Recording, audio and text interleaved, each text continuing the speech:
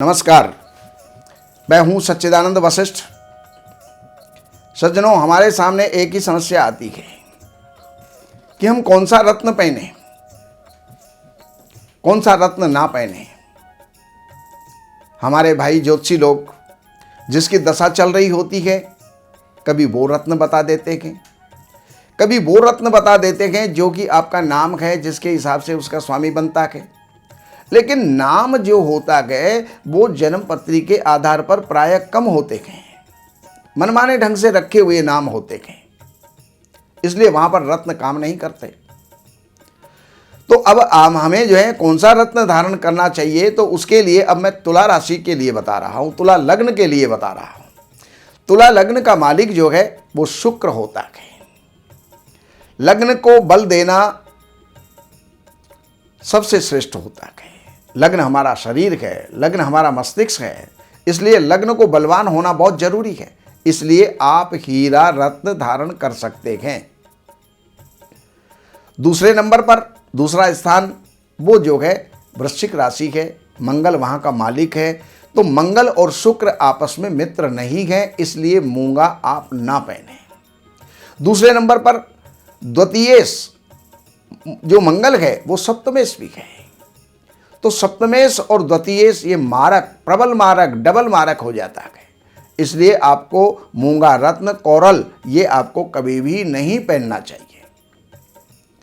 तीसरा स्थान है वो आपका धनु राशि में आता है, और ये धनु का मालिक बृहस्पति है जो षष्ठेश्वी है। त्रिषट आय ये पापी स्थान होते हैं।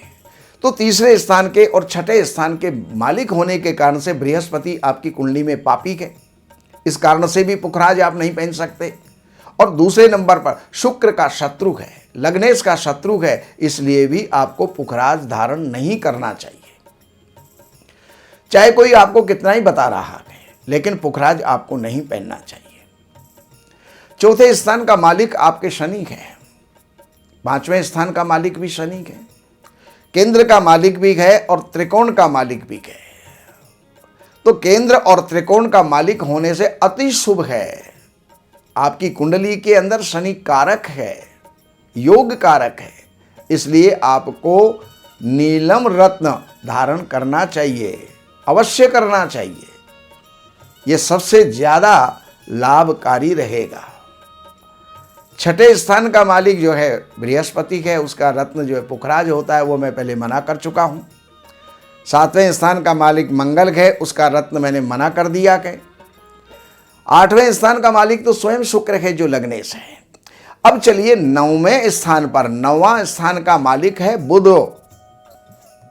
नौवां स्थान भाग्य का स्थान है, और भाग्य के साथ साथ हमारे जो है धर्म का स्थान है, विवेक का स्थान है, और भावात भाव के सिद्धांत से यह संतान का स्थान और विद्या का स्थान भी बन जाता है। तो अब आपको जो है पन्ना रत्न, एमरेल्ड जो है वो आपको पहनना चाहिए। दशमेश आपका चंद्रमा है जो कि लग्न का शत्रु है, इसलिए मोती आप नहीं पहन सकते। एकादश स्थान का जो मालिक है वो आपके सूर्य है। तो सूर्य होने के कारण से सूर्य और शुक्र के अंदर भी जो है शत्रुता है, इसलिए आप माणिक्य रत्न भी नहीं पहन सकते और नहीं पहनना चाहिए। द्वादशेश आपका बुध है, तो पन्ना रत्न आपको धारण करना ही करना चाहिए। तो अब जो है कुल मिलाकर के आपकी कुंडली के हिसाब से, आपके लग्न के हिसाब से, आपकी राशि के हिसाब से 3 रत्न आपके सिद्ध होते हैं। सबसे पहला है हीरा, दूसरे नंबर पर नीलम, और तीसरे नंबर पर बनता है पुखराज। इन सब के जो जो मंत्र होते हैं आपको जानकारी है तो बहुत बढ़िया बात है, हम भी आपको बता देते हैं, और नेट से भी आप जो है इन ग्रहों के मंत्र ले सकते हैं। लग्नेश शुक्र, ओम द्रांग द्रींग द्रोंग शाह शुक्राय नमः, इस मंत्र के 11,000 मंत्र जाप करके 11 माला का हवन करके, और फिर आप उसको प्राण प्रतिष्ठित करवा करके आप पहनिए।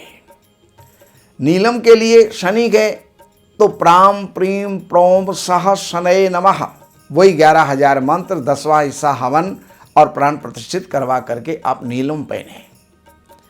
तीसरे नंबर पर आपके है पन्ना, ओम ब्राम ब्रीम ब्रोम सह बुधाय नमः, वही 11,000 मंत्र के जाप, 10वां हिस्सा हवन और प्राण प्रतिष्ठित करवा करके आप पहने। तो कुल मिलाकर के आपके 3 रत्न हो गए, हीरा हो गया, नीलम हो गया और पन्ना हो गया। इसके सिवा कोई भी रत्न आप धारण नहीं करें।